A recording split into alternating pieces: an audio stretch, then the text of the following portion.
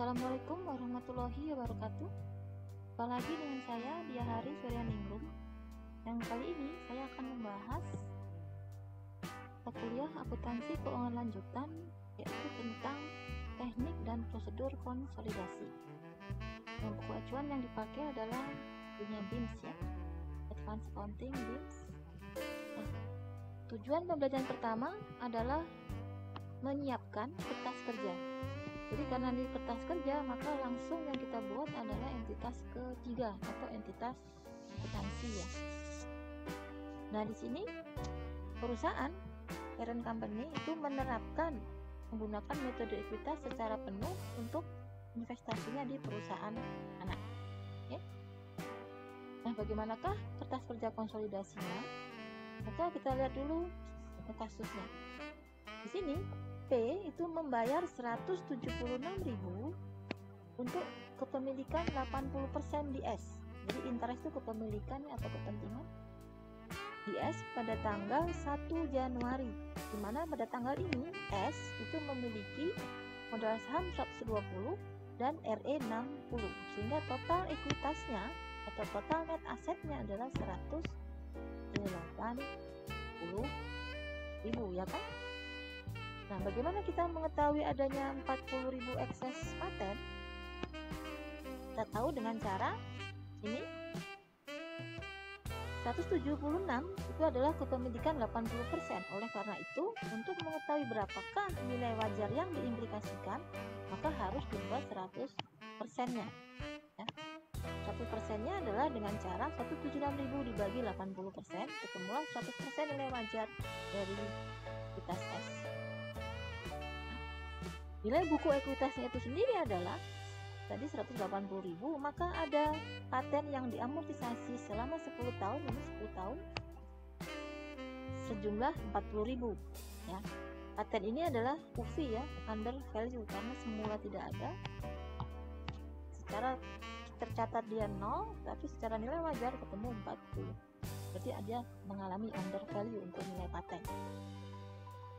Nah, sekarang bagaimana cara kita mengeliminasinya? Ketahui dulu, selama tahun 2016 ada income di S sebesar 50 dan ada dividen sebesar 30. Untuk lanjutannya nanti, bedanya hanya di income di tahun 2017 ada income sebesar 60, dividennya tetap sama 30. Itu ya. Sekarang kita lihat jurnal working paper-nya. Jurnal yang pertama,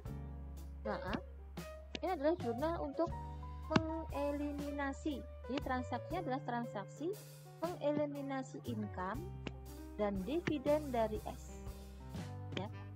Dan mengembalikan, yang penting mengembalikan return saldo investasi to its beginning balance. Jadi ke saldo awalnya. Jadi dengan jurnal A ini, yaitu yang pertama menghapuskan income dan dividennya serta mengembalikan nilai investasi ke posisi awal. Kenapa income dihapus dan dividen dihapus? Karena secara konsolidasian income from S maupun dividen dari S itu tidak terjadi.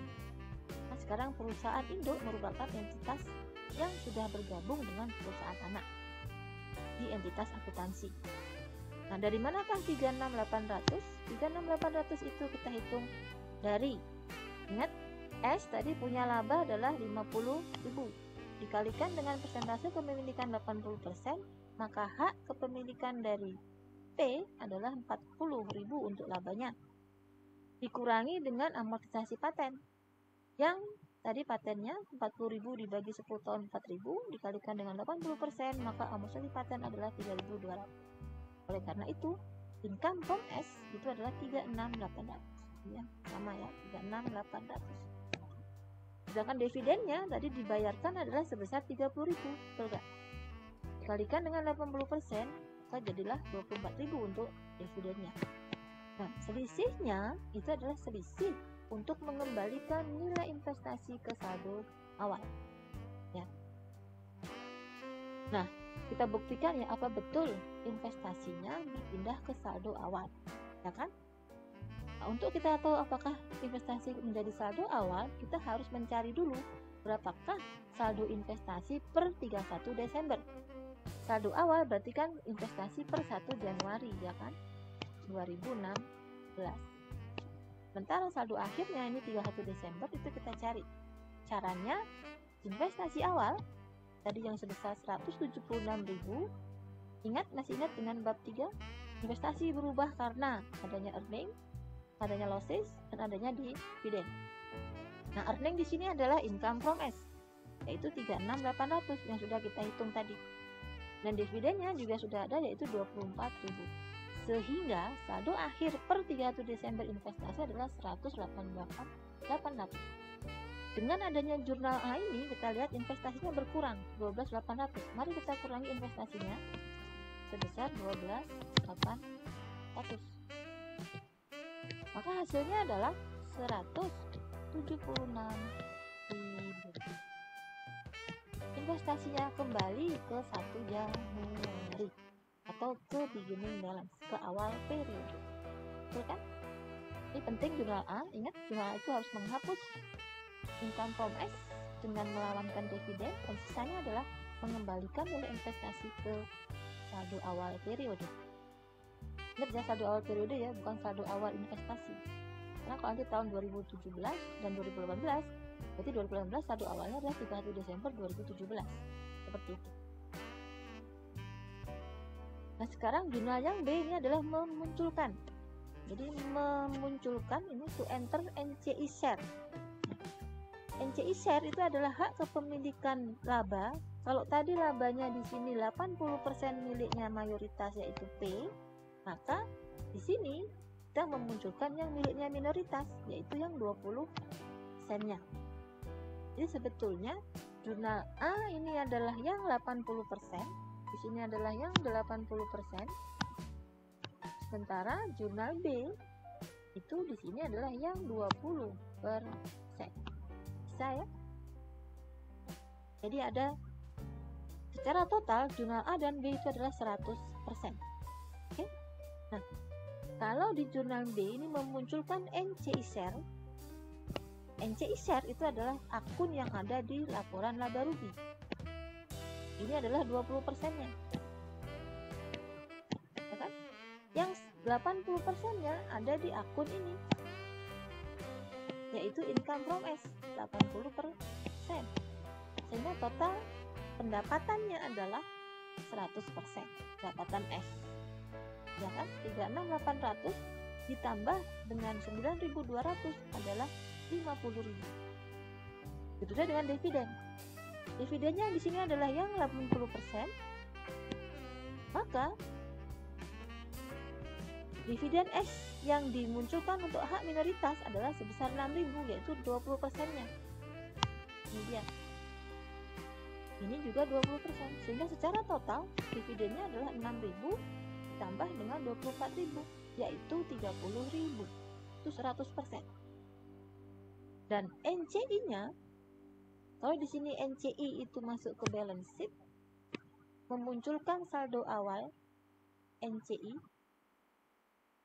Oh, bukan ya. Ini mengalami perubahan NCI karena adanya perubahan kepemilikan hak minoritas yang 20% dengan dividen, maka ada tambahan NCI sebesar 3.200. Maka di sini ada tambahan investasi sebesar 12.800, pengurangan investasi sebesar 12.800. Nah, kalau kita jumlah 3.200 dan 12.800 itu adalah sebesar 16.000. Itu selisih antara income 50.000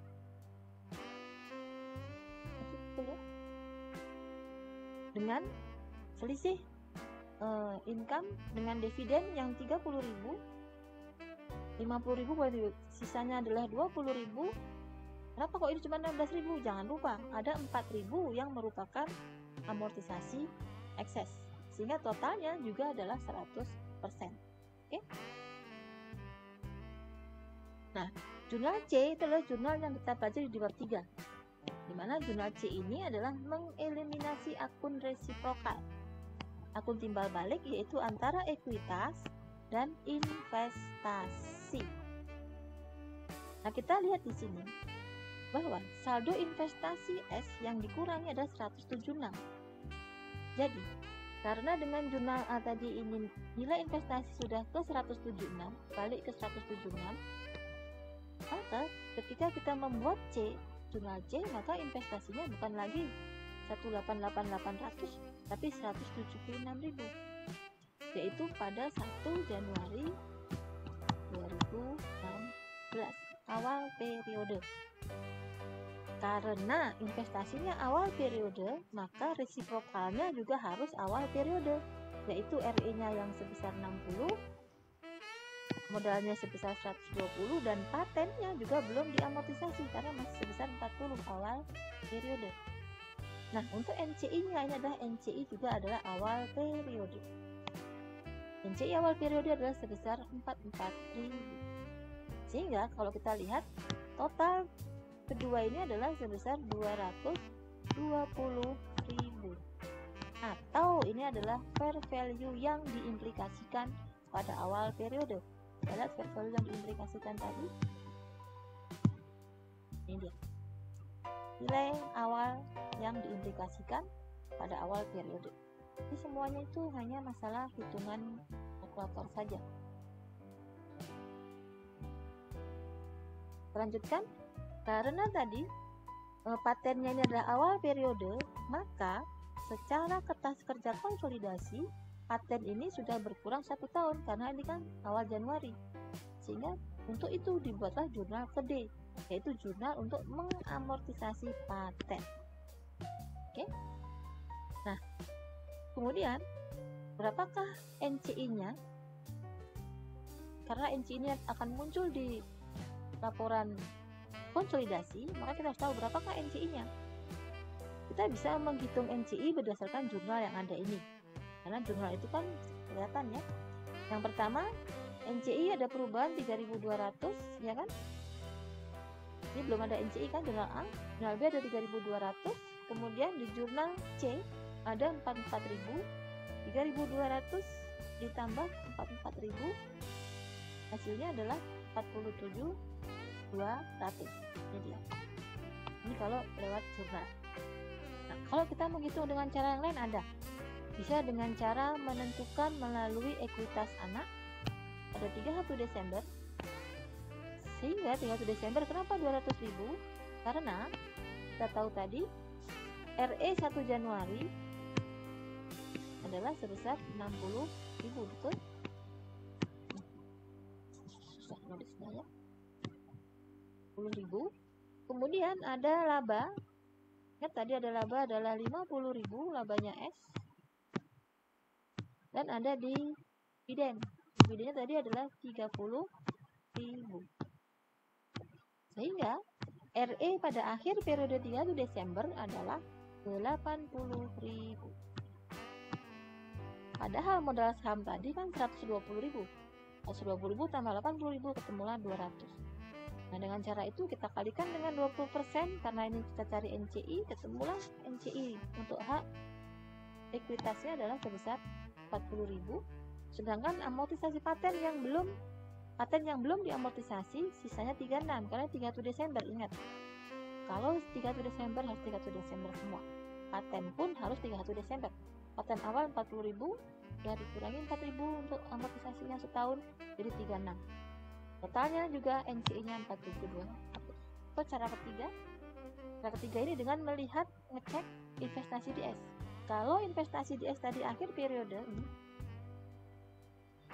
kan akhir periode ini 31 Desember 188.800, padahal investasi ini cuma 80%-nya, berarti kita 100% kan? 100%-nya adalah 236.000. 236 kalau kita kalikan dengan 20% hak kepemilikan minoritas, maka NCI-nya juga ketemu 472. Ini dihitung dari 31 Desember. Kalau ini dihitung dari mulai awal.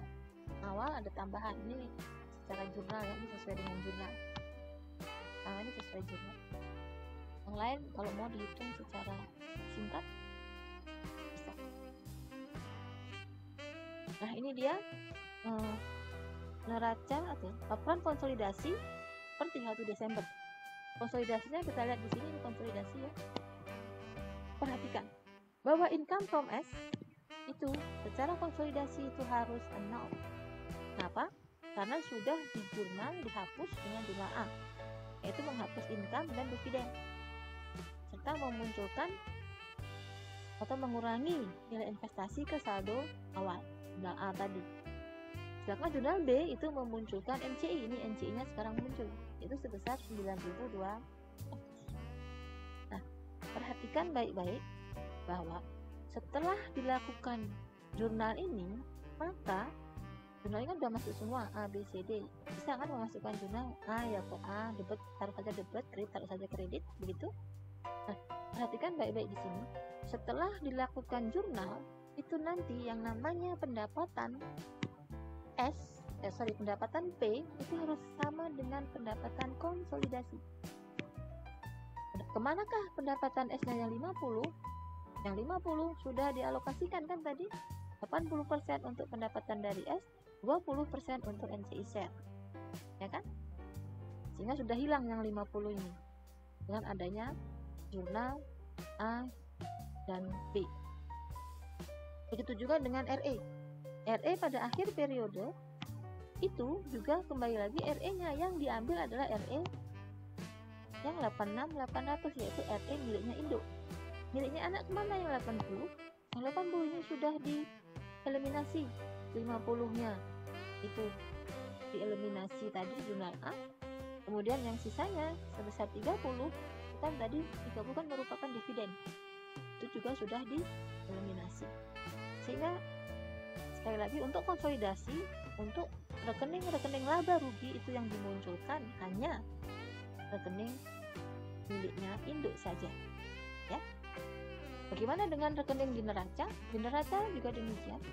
Investasi itu dinolkan kan dengan jurnal C tadi, yaitu A dan C ya.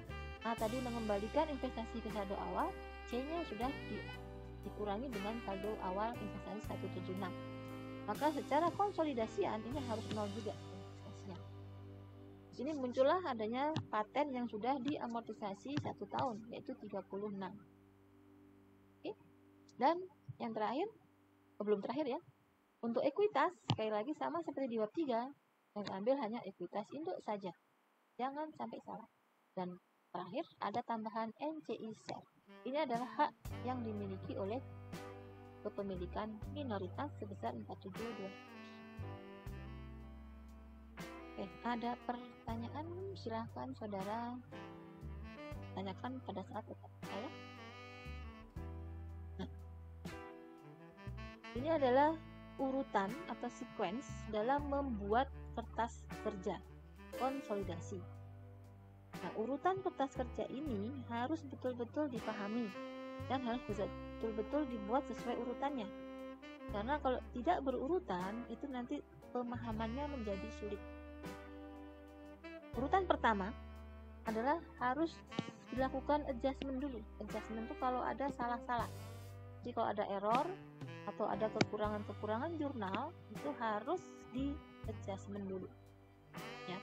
Baik itu antara induk dan anak, masing-masing harus mengadjust dulu supaya sudah betul.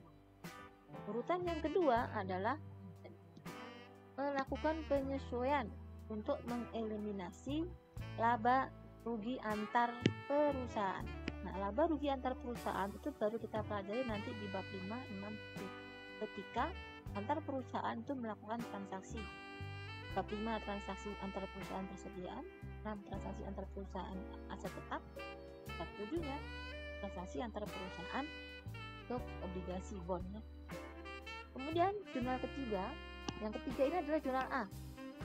A tadi yaitu A untuk mengeliminasi income dan dividen.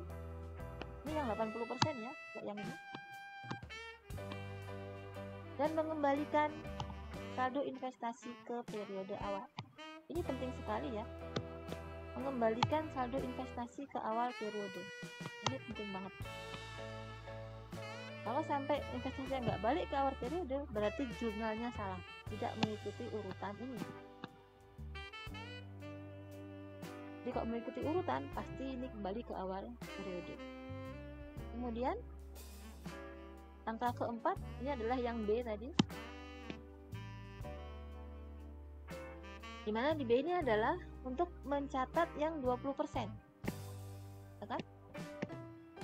Kalau jurnal yang A itu 80%, ini 80%, maka jurnal yang B adalah untuk memunculkan yang minoritas. Sedangkan jurnal C ini adalah jurnal yang sudah dipelajari di bab 3, yaitu mengeliminasi akun resiprokal antara investasi dan ekuitas. Nah, kalau ada ekses muncullah ekses, kalau ada NCI muncullah NCI. Yang keenam itu adalah mengalokasikan. Alokasi dari aset perbedaan, ini ekses, ini alokasi ekses. Mengalokasikan ekses.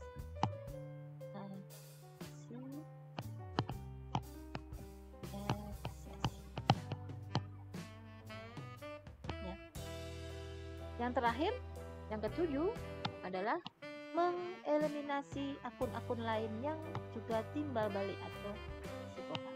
Jadi saldo itu misalkan ada utang piutang usaha antar perusahaan, maka utang piutang tadi juga harus dihapuskan. Kan sekarang secara konsolidasi working paper ini kan yang membuat adalah entitas ketiga, yaitu entitas akuntansi. Nah, secara konsolidasian itu induk dan anak sudah di satu perusahaan, kan mereka tidak mungkin berhutang piutang di dalam dirinya sendiri, kan? Sehingga hutang piutang antar perusahaan induk dan anak itu dihapuskan, sehingga di dalam laporan konsolidasi hutang piutang sudah tidak ada. Itu adalah urutannya. Nah, sekarang bagaimana membuat kertas kerja di tahun berikutnya, subsequent year. Tadi kan sudah ada laba anak yang 2016 dan 2017. Nah, tahun 2017, laba anak, laba S adalah sebesar 60, dividennya tetap sama yaitu 30. Sementara P tidak mengalami perubahan kepemilikan, tetap 80%. Satu-satunya transaksi antara perusahaan adalah transaksi ini non interest bearing loan. Jadi ada pinjaman tanpa bunga, ya, sebesar 20.000. Nah, kalau ada pinjaman, maka berarti ada tagihan. Ini harus dieliminasi. Ini adalah eliminasi untuk urutan tadi yang nomor 7, ya kan? Mengeliminasi akun-akun lain yang resiprokal atau yang timbal. Nah, berapakah income from S? Income from S dihitung dari, ini adalah labanya S 60.000. Jangan lupa dikurangi dengan paten. Jadi 4.000 ya patennya, dikalikan 80%. Maka inilah income from S, 44.800. Kalau begitu, berapakah investasi di S? Investasi di S seperti biasa, saldo awal periode. Ingat, awal periodenya sekarang sudah awal periode 2017. Ditambah investasi berubah karena apa? Karena income, basis, dan dividen. Jadi berapakah ini? Ini dia. Ini dari awal periode 2016, tapi kita melihat yang ini saja ya, yang mulai periode 2017. Jadi 31 Desember 2016 tadi 188.800 atau sama dengan 1 Januari 2017 ditambah dengan 44.800 income from S sudah kita hitung tadi, kurangi dengan dividen. Dividennya sama karena S membagi dividen juga sama, yaitu 30.000. Kalikan 80%, ketemu 24.000. Maka saldo investasi akhir, investasi di S akhir periode adalah 209.600. Bagaimana kita mengeliminasinya? Mudah saja. Income from S tadi sebesar 44.800 sudah kita hitung. Dividen adalah lawannya, ya kan?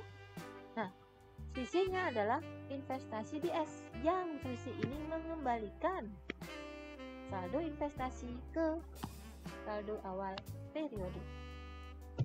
Oke, ini kan tadi akhir periode adalah 209.600. Kurangi dengan ini 20.800 menjadi awal periode, yaitu 188.800. Betul nggak? tadi 209 menjadi ke awal periode yaitu 1 Januari 2017 sama dengan 1 Desember 2016 kali ke awal periode. Jadi sudah terbukti memang jurnal A ini mengembalikan nilai investasi ke awal periode. Jurnal yang B, kalau tadi yang A itu adalah yang 80%-nya 80%, maka jurnal yang B itu adalah yang 20%, memunculkan hak dari pemegang saham minoritas. Hak itu dalam bentuk hak di laba ruginya, di income statement-nya, kemudian dividennya yang merupakan hak dari minoritas, selisihnya adalah perubahan NCI. Kita lihat di sini perhitungan NCI share-nya 1121 kan sama ya dengan perhitungan tadi income from S. Kita lihat perhitungan income from S 60 dikurangi 4000 kalikan 80% karena investasi 80%. Nah, untuk NCI-nya kalikan dengan 20%. 60 kurangi 4000 kalikan 20%. Jadi sama saja dengan yang mudahnya B ini adalah 20%-nya, A adalah 80%. Seperti itu. Ada tambahan NCI sebesar 5.200. Oke. Nah, sekarang kita lihat jurnal C. Karena tadi gara-gara jurnal A investasi sudah kembali ke awal periode, yaitu awal periode adalah 188.800, maka di jurnal C dia harus juga 188.800. Kalau ini adalah awal periode, berarti ekuitasnya adalah ekuitas awal periode. Ekuitas 1 Januari 2017. Lihat ya, 2017. Patennya juga awal periode kan? Paten yang lalu adalah 40.000 pada 1 Januari 2016, 40.000. Sudah diamortisasi setahun, sudah berkurang 4.000, sisanya tinggal 36. 36 adalah saldo pada tanggal 1 Januari 2016, yaitu awal periode. Nah, selisihnya kita total saja 80 tambah 160 tambah 36, kita kalikan ini 47. Dari 20% ketemu 47.200. Sehingga kalau ini kita jumlah, ini adalah 236.000.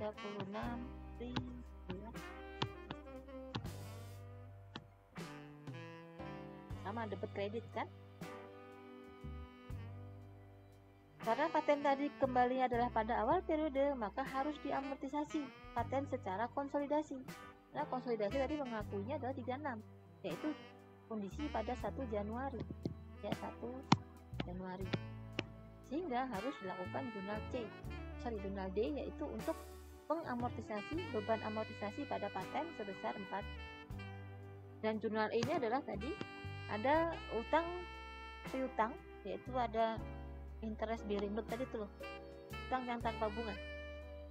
Ternyata itu utang wesel, utang pada piutang selalu ya, kalau utang piutang tuh utang di debit, utang di kredit, karena tujuannya adalah untuk mengeliminasi yang balik. Utang posisinya kredit supaya berkurang, dieliminasi dari debit. Tagihan atau piutang posisinya debit supaya berkurang di kredit. Jadi sama-sama berkurang, jumlah 20.000 sudah bisa. Nah, ini adalah laporan keuangan konsolidasi sudah 31 Desember 2017. Perhatikan, income from S seperti yang dihitung tadi di P metodenya adalah 44.800. P menggunakan metode ekuitas. Sini adalah 0. Secara konsolidasi income from S sudah nggak ada. Tapi muncullah kepemilikan, hak dari kepemilikan minoritasnya. Ya. Dan jangan lupa, laba Indo itu harus sama dengan laba konsolidasi. Jadi controlling share. Kenapa disebut sebagai laba dari Indo? Karena laba yang 100% ini sudah dikurangi 20% dari kepemilikan minoritas. Sehingga 156 itu sudah hanya yang 80% saja, yaitu yang controlling interest atau mayoritas. Oke. Nah, untuk kepemilikan pengendali ya. Nah, sama dengan labanya, maka RE-nya juga harus sama. RE-nya itu juga harus sama ya. RE harus dari sini. Nah, yang perlu dicermati oleh mahasiswa itu selisihnya ini artinya apa? Kalau kita membuat dari ini kan laporan income statement ya, laporan laba rugi. Sementara di sini adalah statement earning statement atau laporan perubahan return earning (RE). Nah, kalau laporan perubahan RE itu langsung saja kalau ini saldo awal, kemudian ada ini dari sini ke sini gitu. Dari sini ke sini. Jadi jangan memperhatikan yang lain. Biasanya mahasiswa tuh bingung sama jurnal-jurnalnya, kok jurnalnya salah, akhirnya ditulis jadi salah, bingung sendiri. Jadi tetap saja ketika kita membuat laporan dari laporan laba rugi menjadi laporan perubahan return earning, maka yang kita masukkan adalah dari laba ruginya langsung masukkan menjadi return earning gitu saja. Dan saldo akhirnya selalu adalah saldo akhir dari induk. Lagi untuk laporan laba rugi semuanya adalah miliknya induk. Kenapa? Karena miliknya anak sudah dieliminasi sebesar eliminasi yang dimunculkan kepemilikan minoritas yang mengurangi hak laba secara keseluruhan sebesar 11, nah bagaimana dengan laporan neracanya? Ini balance sheet ya, neracanya. Di neraca investasi juga harus 0. Investasi wajib 0. Jangan lupa memunculkan paten. Ingat, patennya adalah sudah per 31 Desember 2017. Awal mula kan 40.000, diamortisasi selama 2 tahun, yaitu 40.000 kurangi 8.000, ketemulah 30 kali. Nah, kembali lagi, ekuitasnya adalah selalu hanya ekuitas induk saja, dan munculnya ada NCI di neraca di posisi ekuitas yaitu sebesar 524. Ini harus selalu sama ya, debit kredit itu otomatis lah. Kita lanjutkan. Nah, kesimpulannya ini. Jadi kalau ada ini controlling interest itu adalah investasinya, atau ini adalah yang 80%. Sementara kalau non controlling interest adalah NCI-nya, ini adalah yang 20%. Nah, rekening apa saja yang terpengaruh? Kalau di laporan laba rugi untuk yang mayoritas yang terpengaruh adalah income from S, maka di laporan laba rugi untuk kepemilikan minoritas itu adalah NCI share. Kalau income from S itu dihapus karena ini adalah miliknya induk, maka NCI share itu dimunculkan. Nah, kepemilikan minoritas harus tampak pada laporan konsolidasi. Kemudian untuk balance sheet ada investasi di S. Sementara ini yang 80%, yang 20% di balance sheet tampak di NCI. Kelihatan ya? Jadi sebetulnya totalnya adalah 100%. Oke? Dan kelihatan juga di sini rekening yang terpengaruh itu ada rekening income from S yang merupakan rekening di laba rugi dan investasi yang merupakan rekening di neraca. Saya kira itu dengan NCI share itu di laba rugi, NCI-nya di neraca. Dan secara hitung-hitungan itu debit kreditnya sama. Nah, bagaimana kalau terjadi error? Nah, udah dikerjakan dengan betul, ternyata kok nggak sesuai. Biasanya itu istilahnya nggak klop ya. Nah, error sering terjadi, rumus error made di saat konsolidasi itu karena total are recompleted. Jadi kalau terjadi error, dihitung ulang apakah benar secara debit kreditnya sudah sama dulu.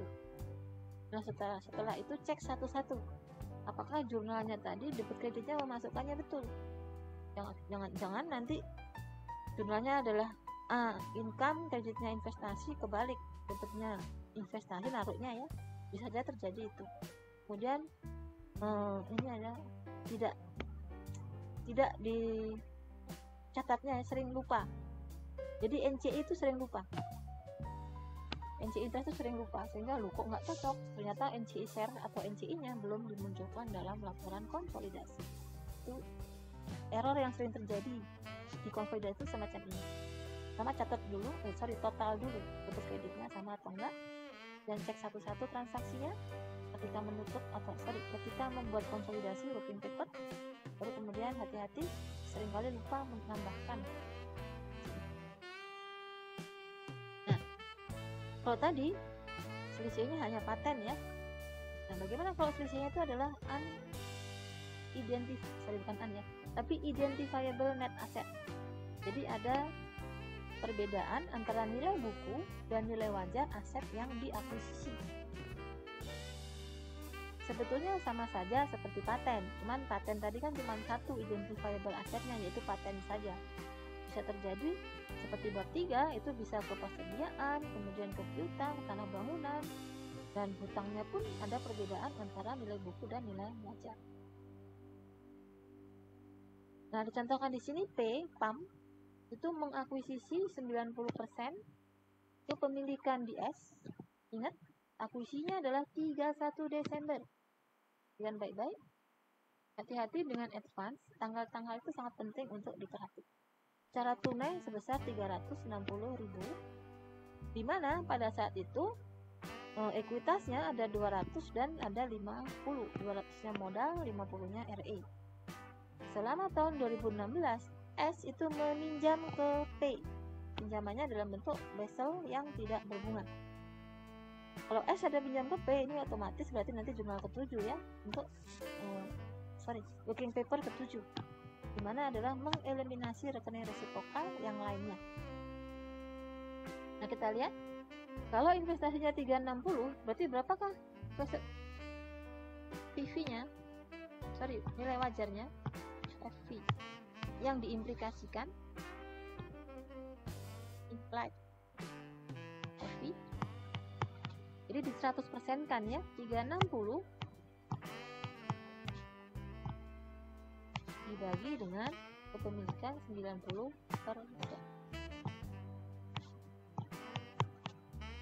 Ini harus kita cari dulu. Saya nggak kita lihat aja hitungannya di sini. Berapakah eksesnya? Nah, ini 360 dibagi 90% adalah 400. Yang diimplikasikan adalah 400. Kalau tadi ekuitasnya adalah 250.000, 200 sama 50, maka ada ekses sebesar 150.000. Bisa ya? Nah, ternyata ekses itu kemana? Nah, sini ada UU, U dan O. Under dan over. Persediaan under, tanah under, bangunan under, dan perlengkapannya, peralatannya over. Value totalnya 100, selisihnya under overnya. Kemudian ternyata persediaan tadi terjual, tahunnya salah ya, ini berarti di tahun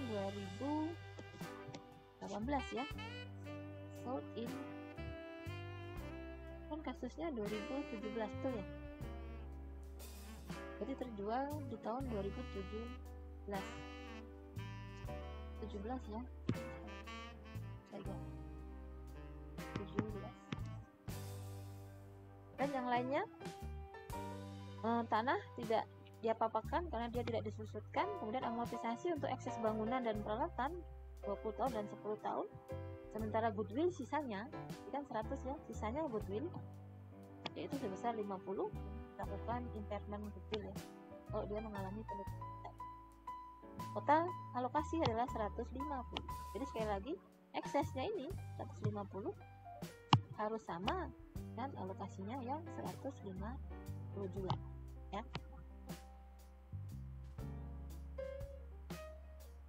Nah, kita lihat investasinya adalah sebesar 360. Ini adalah laporan konsolidasi 31 Desember. Jadi sesaat setelah akuisisi, tadi kan akuisisinya 31 Desember 2016. Dieliminasi dengan investasi harus 0 dan ekuitasnya untuk anak 250. Temulah selisihnya, eksesnya 150. 150 ini kemudian dialokasikan kepada ini tadi yang under dan over. Untuk peralatannya dikurangi ya, karena dia over value, dan ada tambahan goodwill. Itu jangan lupa ada NCI awal periode 31 Desember, yaitu sebesar 40. Dari mana 40? Gampang saja kan ini. Kalau ekuitas S ditambah dengan ekses itu adalah 250 dan 150, sementara investasinya 360 dan 80%, maka 20%-nya adalah punyanya NCI. Atau tadi kan 360 dibagi dengan 80%, itu adalah 400. Ini adalah nilai 100%-nya, ya kan?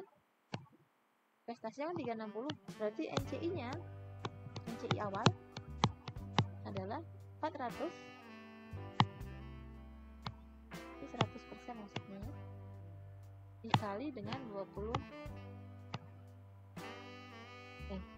90% tadi ya, tidak klop, kalikan 10 per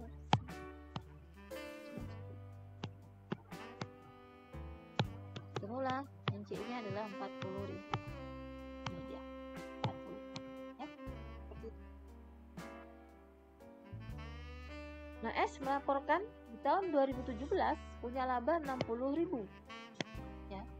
Kemudian S mengumumkan dividen 10.000 pada tanggal 1 Juni.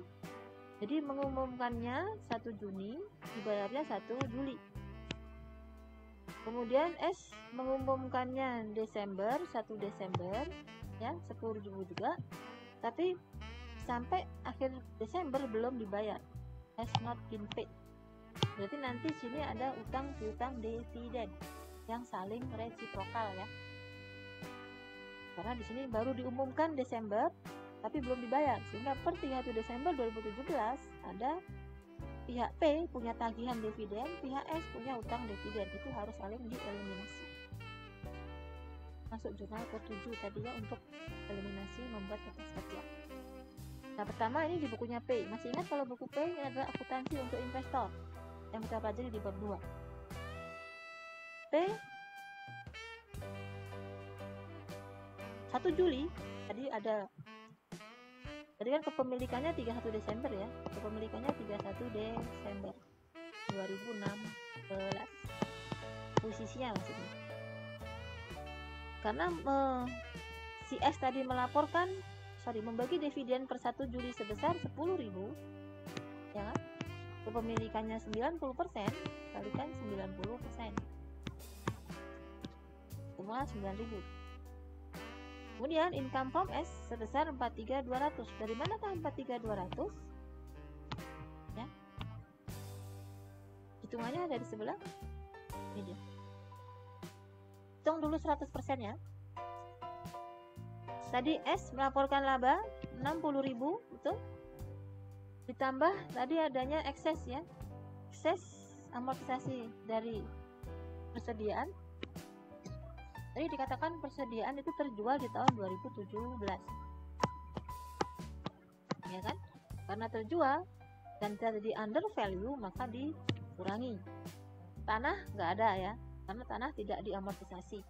Dan untuk bangunan tadi masa manfaatnya 20 tahun dan tadi bangunan adalah UV, under value, maka dia kurangi sebesar 4.000.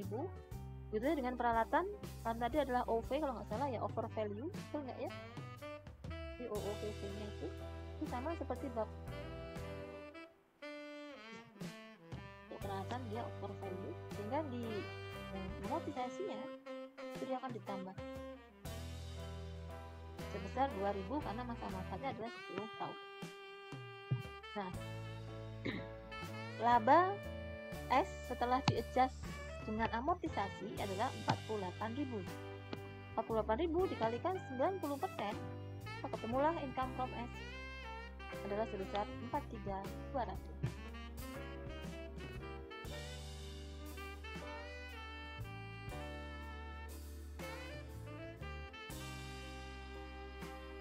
Lihat tuh, ya, 43.200 investasi pada income. Nah, ini masih di bukunya Indo ya, masih Indo.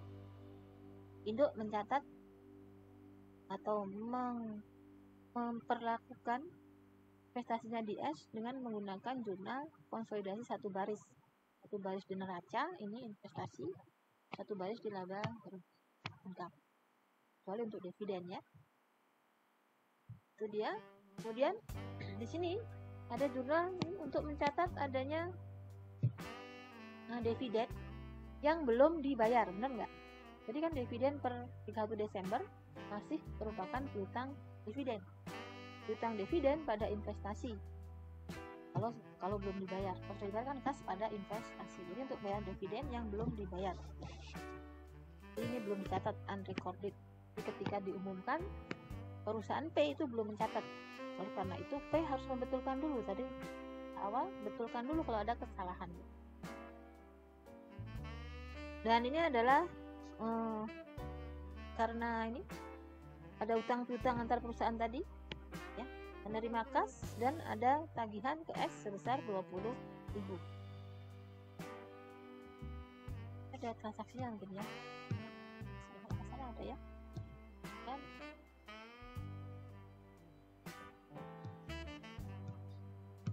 hasilnya S meminjam 20.000. Ternyata kemudian di akhir periode P mencatat transaksinya dengan S, mencatatkan kas pada tagihan ke S, sudah membayar kayaknya si S ya.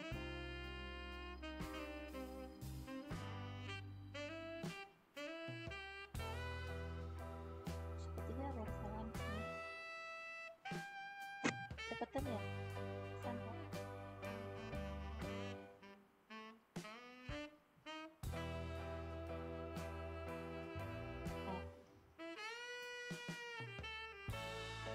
Iya. 43.200.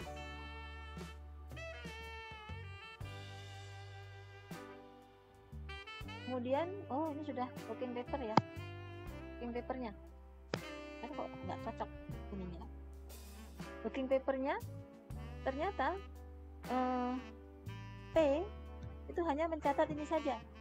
Jadi P belum mencatat yang 31 Desember untuk dividen 31 Desember. P belum mencatat. Nah, karena P belum mencatat, maka entitas konsolidasi harus membetulkan dulu kesalahan yang terjadi oleh pihak P yang belum melakukan pencatatan. Oleh karena itu di sini mengoreksi saldo investasi karena adanya piutang dividen yang belum dicatat, ya. Sementara untuk yang B, ternyata ada lagi kesalahan yang dilakukan, yaitu utang piutang tadi belum dicatat juga oleh si P, sehingga di sini P entitas konsolidasi harus juga membetulkan. Jadi jurnal A dan B ini adalah jurnal untuk mengoreksi transaksi yang oleh induk maupun anak belum dilakukan, sehingga secara konsolidasian harus dibetulkan lebih dahulu. Selanjutnya jurnal C. Nah, jurnal C ini adalah jurnal untuk tadi mengeliminasi income dan dividen. Ini adalah yang 80% ya, selalu 80%-nya. Dan mengembalikan saldo investasi ke saldo awal periode. Ya kan? Nah, berapakah saldo investasinya? Kita lihat benarkah kembali ke awal periode. Nah, saldo investasinya, kita lihat saldo investasinya. Kalau P tadi, investasi awal adalah sebesar berapa investasi awal? Pak, 360 ya. Awal 360, betul? Kemudian ditambah 43.200 dikurangi 9.000, ya kan? Kita hitung 360 awal ya. Awal 360.000 ditambah dengan income laba dari S berapa tadi? Jumlahnya lupa saya. 43.200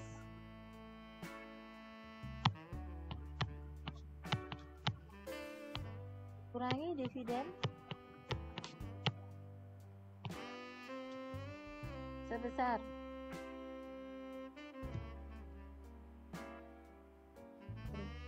ini ya, 9.000. Kemudian 9.000. Kemudian dikoreksi lagi untuk koreksi dividen tadi jurnal A ini 9.000 kan investasi berkurang 9.000. Jadi berapakah sekarang investasi di S? Investasi awal.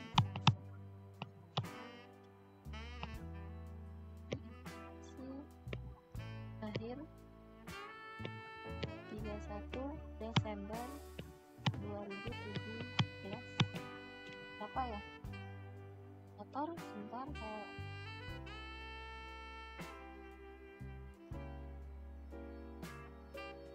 dan 60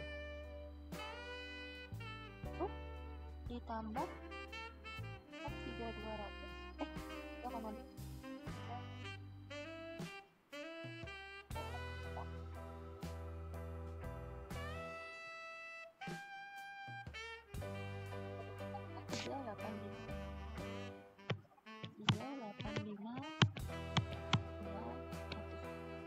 Nah, 385.200 itu kalau ini kita buat pengurang, betul nggak?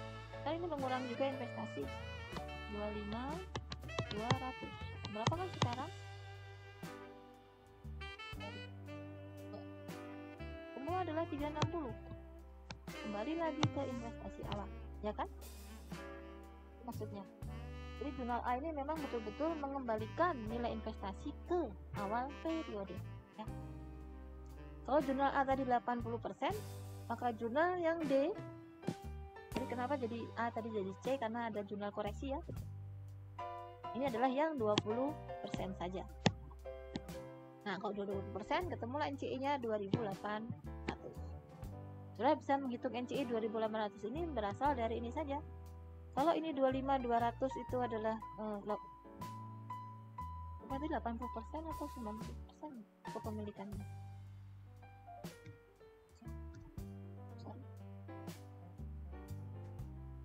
Oh, 90%. Maaf ya. 90% kepemilikan.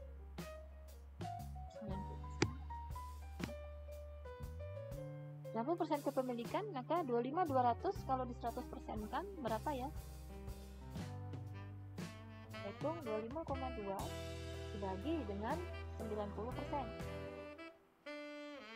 Temunya adalah 28.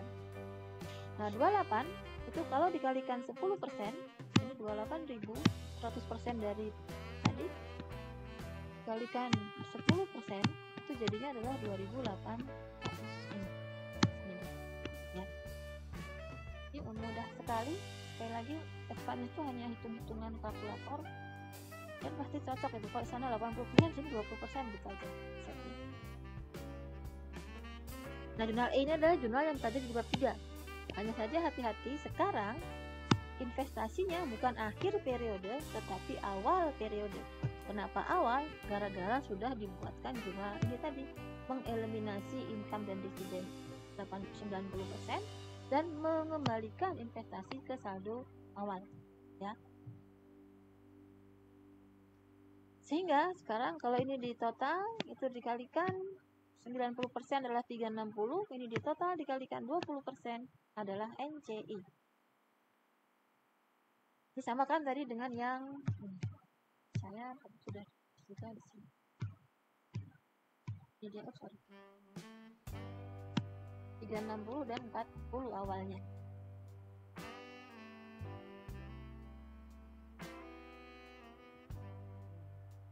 Ini 360 dan 40.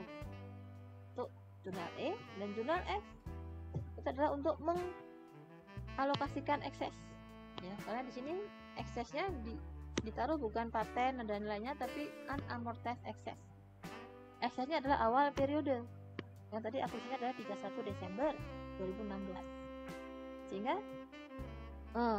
untuk persediaan yang sudah terjual, berarti kan jadi HPP.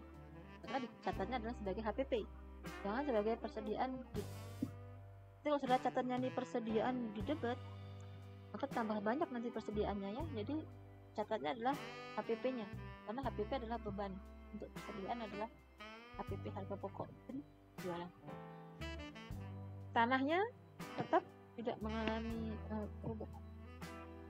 Bangunannya ada 80, kemudian ada goodwill sebesar 50, dan yang lainnya equity-nya tadi OV ya, yang ini OV sendiri, dan 150 sudah dialokasikan ya. Setelah itu dilakukan amortisasi untuk bangunan yang tadi mengalami under value, untuk peralatan yang mengalami over value, balik-balik jurnalnya.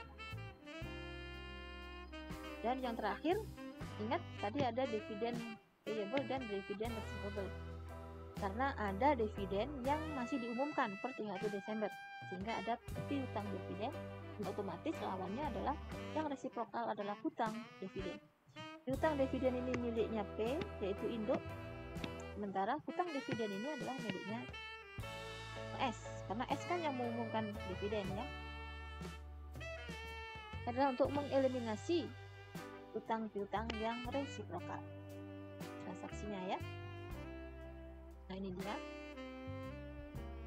laporan kertas kerja konsolidasian setelah akhir Desember 2017. Ini konsolidasinya kita lihat. Dengan jurnal-jurnal tadi kita masukkan AB, debit di debit, kredit jangan lupa. Dan saja hati-hati dengan apakah income from S to di debit itu nambah atau berkurang. Kadang-kadang manusia itu lupa. Income-nya 43,2, di debit 43,2, nanti di konsolidasinya di jumlah dia 86,4 gitu. Terus bingung sendiri ketika nggak cocok. Jadi hati-hati, kita harus tahu persis kondisi normal akun itu di debit atau di kredit ya. Income itu kondisi normalnya ada kredit. Ketika dia di debit berarti berkurang. Akhirnya konsolidasinya harus 0. Sebetulnya kalau sudah advance seperti itu sudah nggak perlu dipikir lagi kan, karena saudara sepertinya sudah mahir dengan mengantar dan AKM. Jangan lupa memunculkan ini kepemilikan minoritas, dan selalu akun pendapatan controlling ini adalah pendapatan yang merupakan konsolidasian. Karena yang minoritas itu ada di sini. Dikurangkan pendapatan keseluruhan secara konsolidasi, dikurangkan miliknya minor, jadilah ini adalah miliknya controlling interest atau pemilikan pengendali. Jadi juga demikian untuk RE selalu adalah RE. Ini semua laba-laba rugi ternyata adalah miliknya. Neraca baru dijumlah. Kalau ada kas 13 tambah 15 dikurangi 20 ketemulah sekian. Sesuai dengan kalau neraca itu kan rekening real, jadi bisa dijumlah. Karena kalau laba rugi itu nanti dihapuskan masuk ke RE, RE-nya baru dijumlahkan. Nah, ini secara konsolidasian, lihat investasinya itu harus 0. Jadi kalau saudara salah menghitung ini jurnal-jurnal ACE, nanti biasanya itu tadi bingung. Tapi kalau ujian ya, tapi jangan khawatir sekarang nanti ujiannya online, jadi terlalu mendesak kali. Dan untuk ekuitas selalu adalah ekuitas induk wajib ya ini. Kemudian muncullah NCI. Jadi ekuitasnya anak diwakili oleh NCI. Jadi kalau ini adalah yang induknya itu punya kepemilikan 80%, maka hak minoritasnya punya kepemilikan 20%-nya. Secara total harus selalu sama ya, sama terus. Nah, ini tugas kelas. Tugas kelas ini adalah melanjutkan. Jadi melanjutkan ini adalah saldo per 31 Desember 2017. Nah, saudara lanjutkan untuk tahun 2018. Cuman di sini saudara tidak diminta untuk membuat kertas kerja yang lengkap semacam ini, karena kan akun-akun ini perubahannya kan tidak ada. Sehingga saudara hanya membuat sesuai ini saja permintaan 1 sampai 5 ya. Di sini perhatikan ya, pesan membayar dividen 10.000 bulan 1 Juli dan 15.000 untuk 31 Desember. Ingat, ini dia paid dividen, membayar ya. Bukan ini mengumumkan, enggak, tapi membayar. Dan seterusnya kerjakan nanti setelah diskusi kelas. Nah, berikutnya adalah menjelaskan tentang cash flow atau laporan arus kas konsolidasian. Masih ingat laporan arus kas? Ada laporan arus kas yang langsung dan tidak langsung ya, metode langsung dan metode tidak langsung. Nah, sebetulnya Di buku itu sudah ada untuk laporan arus kas, penjelasannya ada di sini ya, di bawah. Ini dia. Ini sesuai dengan buku ya, sesuai dengan bukunya, contohnya. Hanya saja kalau kita menggunakan kasus ini itu ada beberapa hal yang informasinya tidak ada. Akibatnya sulit untuk memahami laporan arus kasnya. Karena itu saya putuskan untuk mengambil contoh dari buku, dari soal, dan kemudian kita jawab soalnya. Nah, dari soal ini P417 ya, 417 itu soalnya demikian. Jadi kalau laporan arus kas itu sebetulnya saudara tidak bisa membuat laporan arus kas induk dijumlah dengan laporan arus kas anak. Caranya adalah laporan keuangannya induk dan laporan keuangannya anak itu dijumlah, kemudian baru dicarikan perubahannya, dan perubahan tadi dijadikan laporan arus kas. Oke? Ini dia perubahannya ini ya. Saudara pelajari pelan-pelan, dan ini adalah cara membuat laporan arus kas konsolidasi kalau metode langsung. Metode langsung sudah saya, ini hitungannya sudah ada, sudah saya buatkan, kemudian penjelasannya juga sudah ada.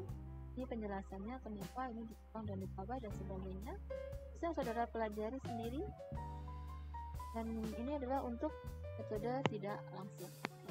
Caranya juga sudah ada, bisa saudara pelajari masing-masing, sudah saya buatkan caranya. Jadi intinya untuk membuat laporan arus kas itu bukan kemudian laporan arus kas induk ditambah dengan laporan arus kas anak, nggak bisa seperti itu. Jadi harus dari laporan keuangannya ya. Laporan keuangan yaitu laba rugi dan perubahan ekuitas itu dijumlahkan di sini tadi soal perubahan, lalu dibuatlah laporan arus kas secara konsolidasi. Oke, saya kira itu laporan saya untuk bab 4. Masih banyak kesalahan dari PPT-nya, mohon maaf begitu dengan kata-kata saya yang kadang-kadang salah juga. Dan jangan lupa tugas kelasnya dikerjakan, melanjutkan P dan S sesuai dengan tahun 3 Desember 2017 sekarang menjadi 3 untuk transaksi investasi di 2018. Saya kira itu. Jika ada pertanyaan tuliskan di komen, dan atau nanti kalau ketemu di kelas atau di kesempatan lain. Wassalamualaikum warahmatullahi wabarakatuh.